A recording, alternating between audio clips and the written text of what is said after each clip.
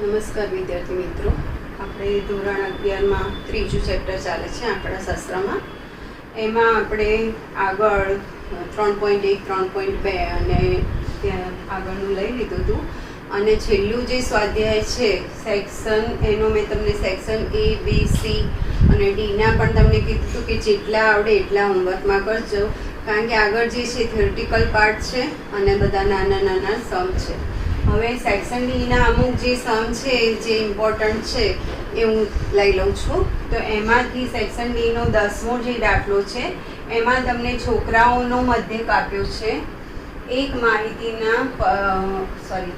વર્ગના 34 છોકરાઓના, એટલે છોકરાઓની સંખ્યા N1 કહી દો 34, એનો મધ્યક આપ્યો છે તમને 57. છોકરીઓની સંખ્યા શોધવાની છે, તો છોકરીઓની સંખ્યા તો તમને મળી જશે, પણ એનો મધ્યક શોધવાનો છે N2 અને એનો મધ્યક x2 બાર. કુલ સંખ્યા છે 60, એનો મધ્યક આપ્યો છે તમને 59. કુલ સંખ્યા એટલે n બરાબર 60. હવે મારે N2 શોધવું હોય તો N1 પ્લસ N2 બરાબર 60 થાય.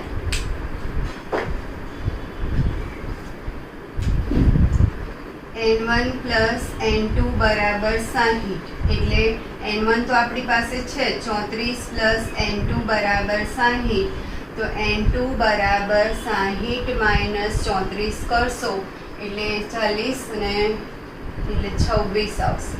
બરાબર. આમ 6 4 10, 3 9 5 ને 26. હવે તમારે છોકરીઓનો મધ્યક શોધવાનો છે. તો પહેલાં તો x બાર એટલે શું? આપણે x બાર c વાળું છે, તો N1 x1 બાર પ્લસ N2 x2 બાર અપોન N1 પ્લસ N2. આ કુલ મધ્યક થયો. બરાબર. તો એ છે તમારું 59. N1 ની કિંમત છે 34, એનો મધ્યક છે 57.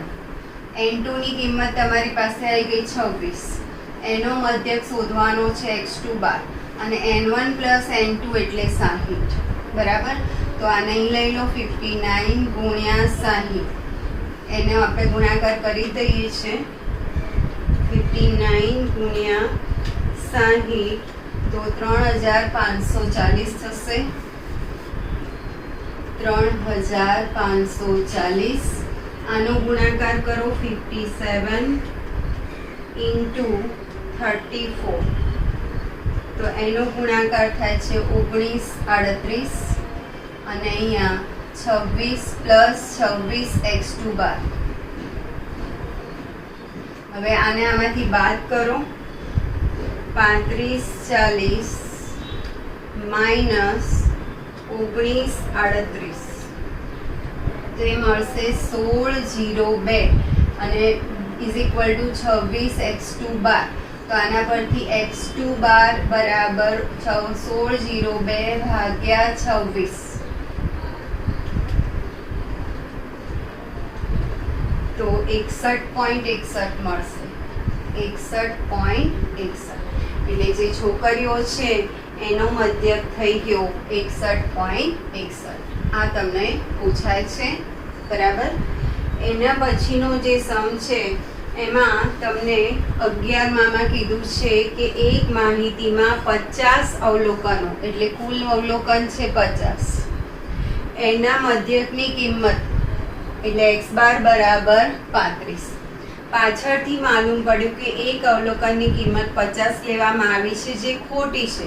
હવે એ કાઢી નાખવાની છે, તો બાદ કરીને મળતા અવલોકનનો મધ્યક શોધવાનો છે. પહેલાં તો તમે x બાર એટલે સિગ્મા xi અપોન n લઈ અને સિગ્મા xi શોધી કાઢો. x બાર એટલે 35 બરાબર સિગ્મા xi ભાગ્યા 50, તો 35 ગુણ્યા 50 કરો એટલે સિગ્મા xi મળશે 0. 5 5 25, 2 15 ને 2 17, 1750. હવે એક અવલોકન ખોટું છે, કાઢી નાખવાનું છે. એક અવલોકન ખોટું છે તે 50 છે, તેને દૂર કરવાનું છે. તો નવો સિગ્મા xi તમને શું મળશે?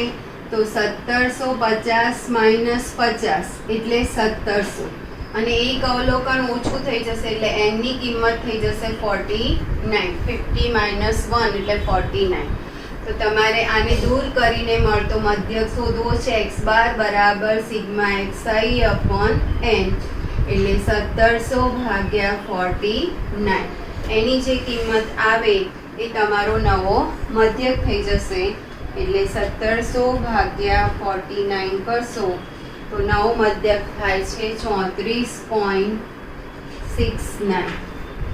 બરાબર. એટલે એક અવલોકન જે ખોટું છે એને દૂર કરી દેવાનું સિગ્મા xi માંથી એટલે 1700 રહેશે અને એક અવલોકન ઓછું થઈ જશે એટલે n 50 હતા તો 49 અને નવો મધ્યક આવી સિગ્મા xi અપોન n એટલે 1700 ભાગ્યા 49. પછી અર્થશાસ્ત્ર વિષયની પરીક્ષાના એક સમૂહમાં 18 વિદ્યાર્થીમાંથી 3 વિદ્યાર્થી નાપાસ હતા અને પાસ થયેલા 15 વિદ્યાર્થીના ગુણ આપ્યા છે. હવે કુલ 18 વિદ્યાર્થી છે, પાસ થયેલાના ગુણ આપ્યા છે, તો જે નાપાસ થયેલા છે એના ગુણ પાસ થયેલાના કરતાં ઓછા હશે. તો જ્યારે પણ આપણે અવલોકનને મધ્ય શોધવું હોય તો એને ચડતા ક્રમમાં ગોઠવીએ છીએ. એટલે ધારો કે 3 વિદ્યાર્થીઓ નાપાસ થયા છે, એના જે ગુણ છે x1 x2 x3, ધારો કે નાપાસ થયેલ 3 વિદ્યાર્થીઓના ગુણ x1 x2 x3 છે. હવે પાસ થયેલા વિદ્યાર્થીઓના ગુણ આપ્યા છે તો તમને જે કુલ 18 વિદ્યાર્થીઓના ગુણ આપ્યા છે એને ચડતા ક્રમમાં ગોઠવતા 18 વિદ્યાર્થીઓના ગુણને ચડતા ક્રમમાં ગોઠવતા તો પહેલા નાપાસ થયેલા આવી જશે એટલે x1 x2 x3. હવે તમારા જે ગુણ આપ્યા છે એને સૌથી નાનું પહેલા લો એમાંથી. તો એમાંથી સૌથી નાનું છે 42, પછી છે 43, એના પછી છે 48, એની પહેલા 48 છે, 50, 51, એના પછી છે 53, 55,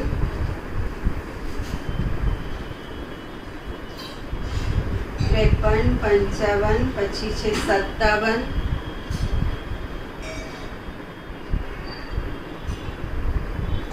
57 પછી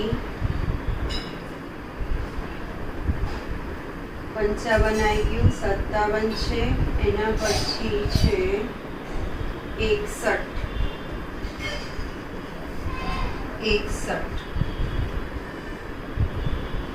61 પછી છે 65, 65 પછી 68, 68 પછી વચ્ચે આપણે 64 રહી ગયું એટલે 61 પછી 64, 61, 64, 65, 68, 68 પછી 70,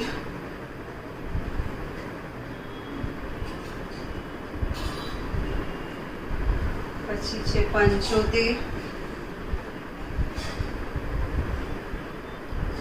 79.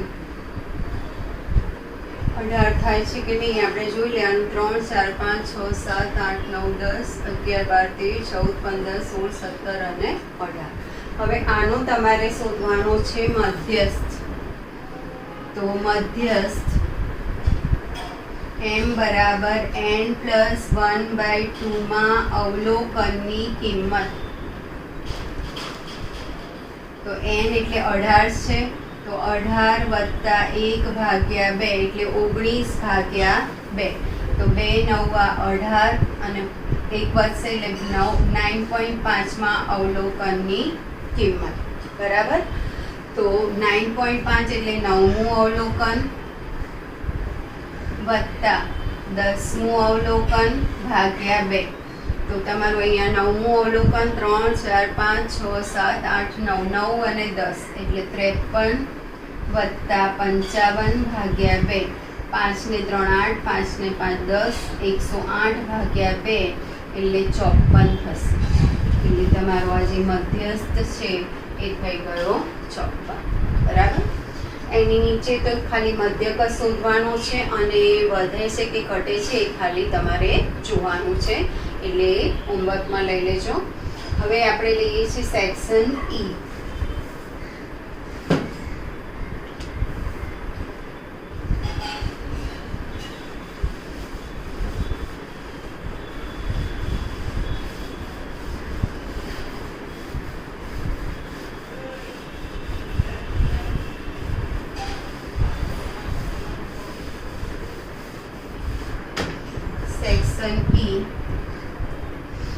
એમાં પહેલા દાખલામાં તમારે મધ્યસ્થ શોધવાનું છે. પહેલા છે 200 થી ઓછી યુનિટની સંખ્યા, પછી છે કુટુંબોની સંખ્યા, વર્ગમાં તમારે 100 નો છે. 200 થી 300 તો 200 થી ઓછી એટલે પહેલો વર્ગ લઈ લો, 100 થી 200, પછી 200 થી 300, 300 થી 400, 400 થી 500 અને 500 કે તેથી વધુ, બરાબર. તો પહેલી જે આને એફ આવૃત્તિ થઈ જશે. 7, 13, 24, 16 અને 10 આપેલું છે. હવે આના પરથી સંચયી આવૃત્તિ શોધો. સંચયી આવૃત્તિ એટલે CF. તો 7 ના 7, 13 ને 7 20, 20 ને 24 એટલે 44, 44 ને 6 50 ને 60, 5 ને 6 60, 60 ને 70 એટલે આના પરથી n બરાબર થઈ જશે 70. હવે તમારે અહીંયા શોધવાનું છે મધ્યસ્થ. તો મધ્યસ્થ માટે પહેલા મધ્યસ્થ વર્ગ શોધવો પડશે. તો m બરાબર n/2 માં અવલોકનનો વર્ગ એટલે અવલોકનને સમાવતો વર્ગ, બરાબર, ને સમાવતો વર્ગ. તો n એટલે 70 ભાગ્યા 2 એટલે 35 માં અવલોકનને સમાવતો વર્ગ. તો અહીંયા જુઓ 35 માં અવલોકન અહીંયા આવે એટલે વર્ગ થઈ જશે 300 થી 400. તો આ L થઈ જશે, એનું અર્ધસીમા બિંદુ છે. હવે મધ્યસ્થ શોધવાનો છે. m બરાબર L plus n/2 minus CF upon F into C. L એટલે 300 થશે, n/2 તો n/2 એટલે 35 માઇનસ મધ્યસ્થ જે વર્ગમાં હોય એના ઉપરના વર્ગની સંચયી આવૃત્તિ CF એટલે મધ્યસ્થ જે વર્ગમાં હોય એ વર્ગની આવૃત્તિ એટલે સ્મોલ f અને વર્ગ લંબાઈ 100 થશે. તો અહીંયા 300 વત્તા 1500 થશે. 35 માઇનસ 20 એટલે 15 એટલે 1500 ભાગ્યા 24. તો 1500 ભાગ્યા 24 કરો. 1500 ભાગ્યા 24 તો 62.5 થશે. 300 વત્તા 62.5 એટલે 362.5. આ થઈ ગયો તમારો મધ્યસ્થ, બરાબર. એના પછી છે તમને બીજો જે દાખલો છે એમાં નફા 1000 માં આપ્યો છે અને સપ્તાહની સંખ્યા આપી છે. તમારે એમાં શોધવાનો છે બહુલક, બરાબર. તો એ હું અહીંયા જ લઈ લઉં છું. બીજો દાખલો એમાં તમને આપ્યો છે નફો છે 1000 રૂપિયામાં છે અને એના પછી આપ્યું છે સપ્તાહની સંખ્યા. તો આને F કહેવાય, આવૃત્તિ FI. પહેલો છે -2 થી 0 વર્ગ, પછી છે 0 થી 2, એના પછી છે 2 થી 4, 4 થી 6, 6 થી 8 અને 8 થી 10. પહેલું છે 4, 8, 14, પછી 6 અને 2, 1. હવે તમારે અહીંયા શોધવાનો છે બહુલક, બરાબર. બહુલક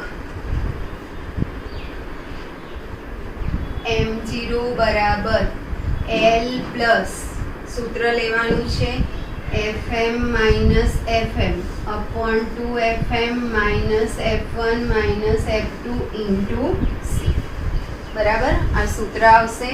હવે l શોધવા માટે તમારે સૌથી પહેલાં બહુલકીય વર્ગ શોધવાનો. તો સૌથી વધારે આવૃત્તિ 14 છે એટલે આ બહુલકીય વર્ગ થઈ ગયો. એટલે બહુલકીય વર્ગ 2 થી 4, તો આ l થશે. હવે બહુલકીય વર્ગની જે આવૃત્તિ છે એને fm કહેવાય, એના ઉપરની છે એને f1 કહેવાય અને એની નીચેની છે એને f2 કહેવાય. તો આ બધી કિંમત આમાં મૂકી દો. l એટલે 2 વત્તા fm એટલે 14 માઇનસ 8, અહીંયા 2fm 2 into 14 minus 8 minus f2 તો માઇનસ 6 ગુણ્યા c, તો વર્ગ લંબાઈ 2 થશે. તો અહીંયા 2 વત્તા 14 ઓછા 8 કરશો એટલે 6, 6 દુ 12, નીચે 14 દુ 28 અને 8 ને 6 14, 28 માંથી 14 જશે એટલે 14 રહેશે. તો 2 6 12, 2 સિક્કા 14, એટલે 2 પ્લસ 6/7 કરો તો 0.85 એટલે 86 જેવું થઈ જશે. 7 આવે છે તો 2.86 આ થઈ ગયો બહુલક, બરાબર. તો આ રીતે તમે બહુલક શોધી શકો છો. આગળ જઈએ આપણે.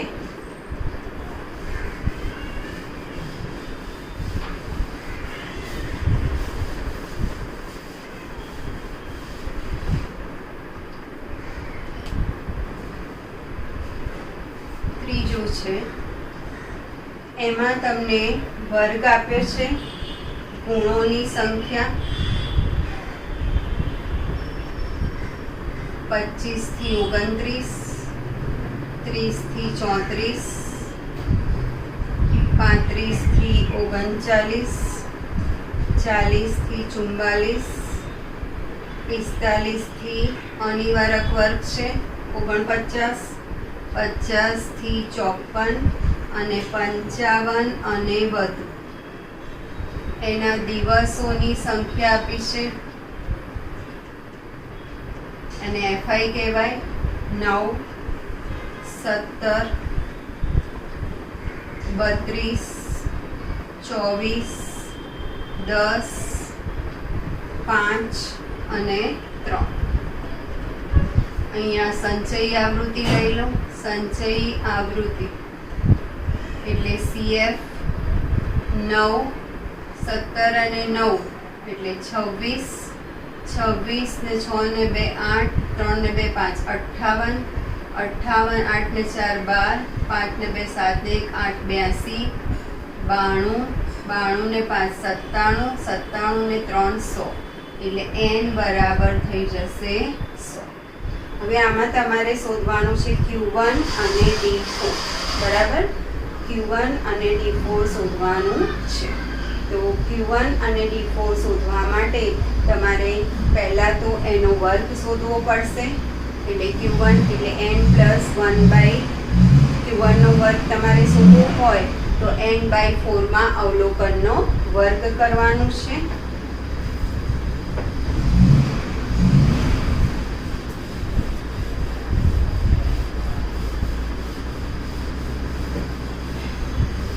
એટલે આપણે Q1 શોધીશું. એટલે Q1 એટલે n/4 માં અવલોકનનો વર્ગ તો 100/4 એટલે 25 માં અવલોકનનો વર્ગ. તો અહીંયા જોવાનું 25 આમાં આવે એટલે વર્ગ થઈ જશે તમારો 30 થી 34. એટલે એકચ્યુઅલી આ અનિવારક છે એટલે આમ લખાશે 29.5 થી 34.5 એટલે આ L થઈ જશે. હવે Q1 નું સૂત્ર લેવાનું છે. Q1 બરાબર L plus n/4 minus CF upon F into C. તો L એટલે 29.5 પ્લસ n/4 એટલે 25 CF એટલે જે વર્ગમાં હોય એના ઉપરના વર્ગની સંચયી આવૃત્તિ, F એટલે એ વર્ગની આવૃત્તિ 17 અને વર્ગ લંબાઈ તો 5 થશે. વર્ગ લંબાઈ કેટલી થઈ જશે? 5. હવે 29.5 વત્તા 25 માઇનસ 9 કરશો બરાબર, એટલે 9 જશે, અહીંયા 15 માંથી 9 જશે એટલે 6 એટલે 16 રહેશે બરાબર. 16 પંચા 80, 80 ભાગ્યા 17.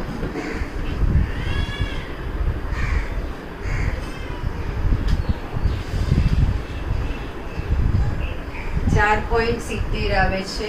29.5 પ્લસ 4.7 તો 29.5 પ્લસ 4.7 કરશો તો 34.2 એટલે Q1 ની કિંમત થશે 34.2. હવે આપણે શોધવાનું છે D4. તો D4 માટે અહીંયા આવશે 4 × n/10 માં અવલોકનનો વર્ગ. તો 4 × 100 ભાગ્યા 10 એટલે 40 માં અવલોકનનો વર્ગ. તો આમાં જુઓ 40મું અવલોકન અહીંયા આવશે એટલે વર્ગ થઈ જશે તમારો 35 થી 39 એટલે 34.5 થી 39.5 એટલે આ L થઈ જશે.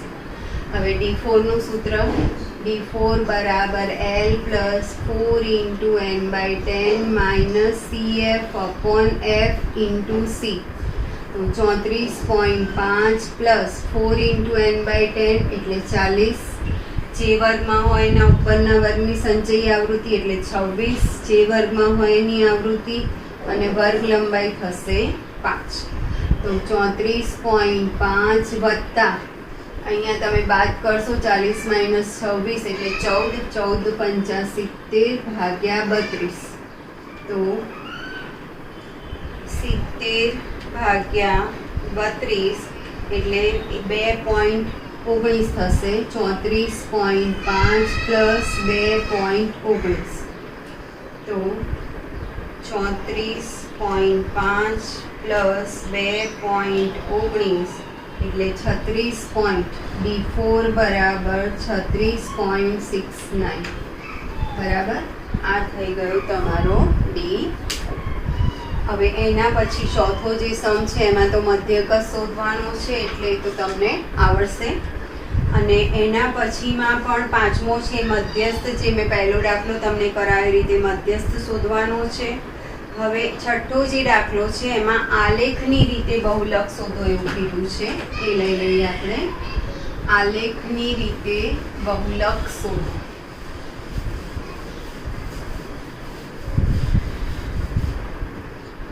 એમાં તમને આપ્યું છે ગુણ અને વસ્તી અને ગામડાની સંખ્યા બરાબર.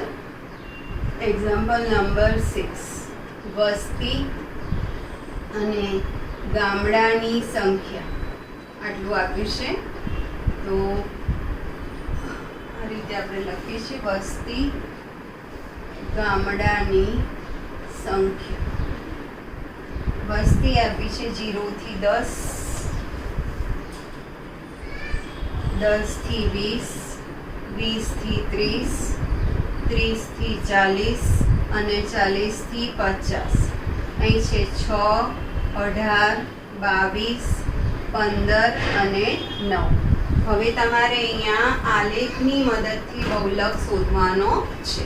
તો સૌથી પહેલા તો તમે અહીંયા આલેખ દોરો એનો. x અક્ષ y અક્ષ. x અક્ષ પર વસ્તી આવશે અને y અક્ષ પર આવશે ગામડાની સંખ્યા. તો વર્ગમાં તમારે 0 થી 10 એટલે આ 0, પછી 10, 20, 30, 40 અને 50 સુધી જવાનું છે. અને આ સંખ્યામાં વધારેમાં વધારે આવે છે 22. એટલે હું અહીંયા લઉં છું 5, 10, 15, 20 અને 25. બરાબર. હવે પહેલો જે વર્ગ છે 0 થી 10 એમાં 6 આવે છે, એટલે અહીંયા 0 થી 10 એમાં 6. આ રીતે તમારે સ્તંભાલેખ દોરજો. પછી છે 10 થી 20 એમાં 18 આવે છે, તો 18 એટલે અહીંયા આવશે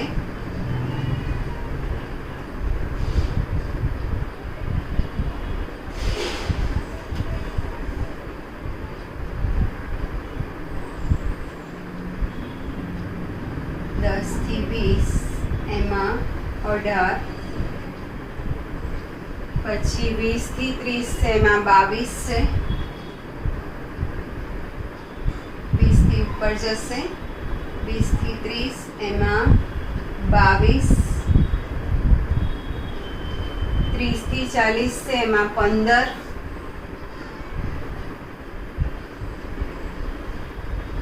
અને 40 થી 50 છે એમાં 9. બરાબર.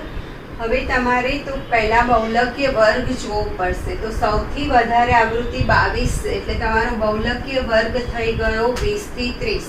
તો તમારે 20 થી 30 છે. બરાબર. એમાં આને નામ આપી દો A, B, C અને D. AD ને જોડો અને BC ને જોડો. એ બંને જ્યાં છેદે ત્યાંથી લંબ દોરો. ધારો કે આ P છે અને આ M છે, તો આ જે કિંમત છે એ તમારો M0 થઈ જશે. એટલે લગભગ આ જે કિંમત છે એ 22 ની આસપાસ આવશે. એટલે તમારે અહીંયા M0 બહુલક બરાબર થઈ જશે 22. તમે આલેખમાં દોરશો તો તમને એક્ઝેક્ટ કિંમત મળશે. તો આ રીતે આલેખની મદદથી બહુલક શોધી શકાય. હવે આગળ જઈએ. તો આગળ છે એમાં પણ 7મામાં તમારે મધ્યક શોધવાનો છે, એટલે મધ્યક એ તમે જાતે કરી લેજો. એના પછી જે છે એમાં પણ Q1 અને Q3 શોધવું. તો મેં Q1 તો હમણાં તમને બતાવ્યું, તો Q3 એટલે એ જ રીતના છે. એમાં 3 × n/4 લેવાનું છે અને સૂત્રમાં 3 × n/4 એ આગળ આપણે ગણેલા છે. તો આ રીતે આપણે સેક્શન D સુધી E સુધી લઈએ છીએ અને આગળનો જે એપિસોડ લઈશું એમાં આપણે સેક્શન F લઈશું. તો આટલી તમે તૈયારી કરજો. 8મો દાખલો 7મો દાખલો હોમવર્કમાં કરવાનો છે. પછી આગળ મેં તમને જે પણ દાખલા કીધા 4થો અને 5મો એ પણ હોમવર્કમાં કરવાના છે. અને A, B, C, D ડીના મેં જેટલા ગણા એ સિવાયના આગળના તમારે હોમવર્ક કરજો અને જે ના ફાવે એ મને મેસેજ કરજો. એટલે હું હવે જે છેલ્લો એપિસોડ લઈશ એમાં તમને કરાવી દઈશ. હવે મેં તમને જે આ બહુલક કરાયો હમણાં આલેખની મદદથી એવો પાછળ પણ છે. તો આપણે હવે આગળ જે સેક્શન F બાકી છે એમાં એ લઈ લઈશું. તો આટલું આપણે અહીંયા લઈએ છીએ. બરાબર.